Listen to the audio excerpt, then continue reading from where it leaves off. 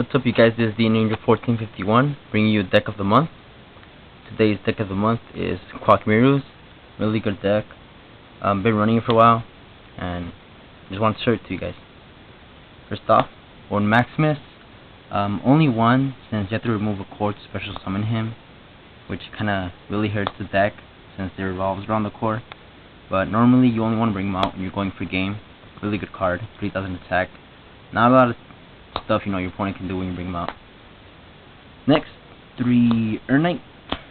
Pretty much the toolbox of the deck can tutor any other level 4 or lower Koa'ki Meiru monster from your deck onto the field, depending on situation, whether it be Sandman, Guardian, or Crusader, to get back the core or Maximus or something like that. Gotta run them at 3. 2 Crusaders, only 2. With testing, they just kind of seemed necessary for me. Just that 2 wasn't really doing too much for me, but it's just the effect's just not that good. 2 Guardian, same thing for him. He was alright, but I just find 2 just fine.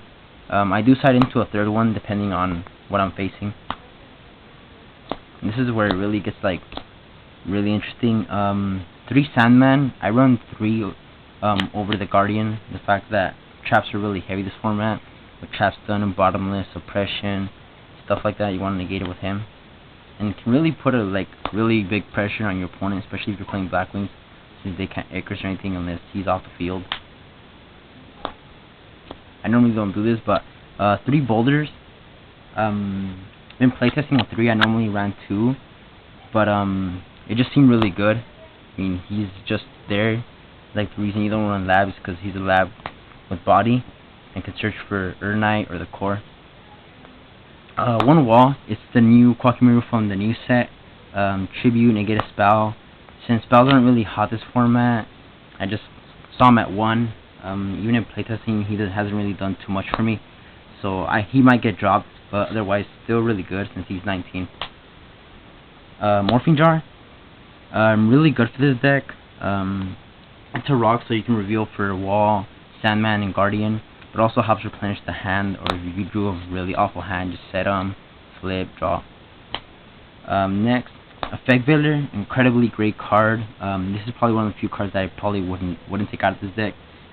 This card has more than enough 1-me games, and it's just really great this format, so I would suggest main decking one of these.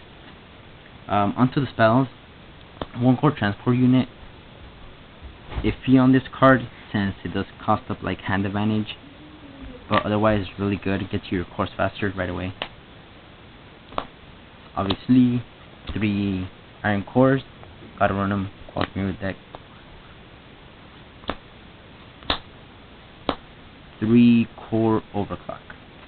I decided to run these over books and smashing, since books and smashing weren't doing too much for me. The fact that my opponent could summon just too much of a big monster that my Koa'ki Meiru couldn't run over really didn't help. And normally, like, if I booked the judgment, it was still there, and my guys aren't too strong, so this really helps. 1 gold sarcophagus. I was running 2, but it just proved too much dead at the same time, and when I top decked it, it really didn't help, since there's not that many targets for me to search out that I really want to, except Maximus and maybe a core overclock, but just 1. 1 trunade.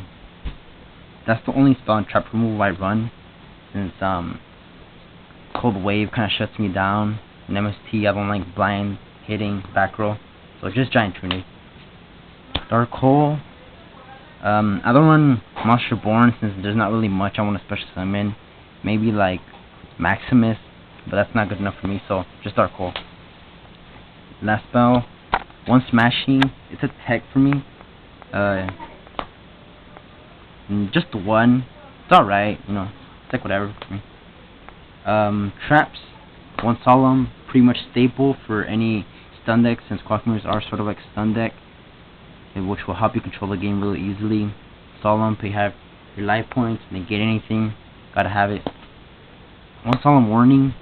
I was maining 2, but I saw myself every now and then just drawing into it when I didn't really need it, and just even at 1, I draw it like more than enough. So I do see it quite a lot, even just at 1. So there. Mirror Force, staple.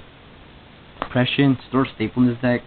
If you don't have Urknight, just spam with Urknight and control the field with pluses you can off of him. If you don't, and you have a Depression face up, just control with Guardian and Sandman. One color Haunted. It's alright. 2 Bottomless. Pretty much staples. Next, 2 Reckon Power. Incredibly great card. Very awesome, I must say. Pretty much what it does is you reveal 1 core in your hand and destroy all face-ons your opponent controls. This card has won me more than enough games. My opponent has set like 3+ back row, thinking, oh, I'm badass. Heavy Storm's gone. I'm like, okay, you're about to eat it. Flip, and they're like, what? They're not happy to see a card like this. This is where it gets rather like, what? 3 Iron Core Lusters. It's a kind of trap card. You reveal 1 core, and pretty much shuts down any spell or trap card. Really good since like traps are really big and heavy this format, and you want most of your summons to go through, since like they Bottomless or Solemn Warning or Chariot your monster's effects. It kind of sucks, and this just allows you to control the board really easily, knowing they can't Solemn Warning, 7 tools, Solemn, anything that you want to do. So really good. And that was the deck of the month for November. Hope you guys like it. Comment, rate, subscribe. Tell me what you guys think. And peace. Later, guys.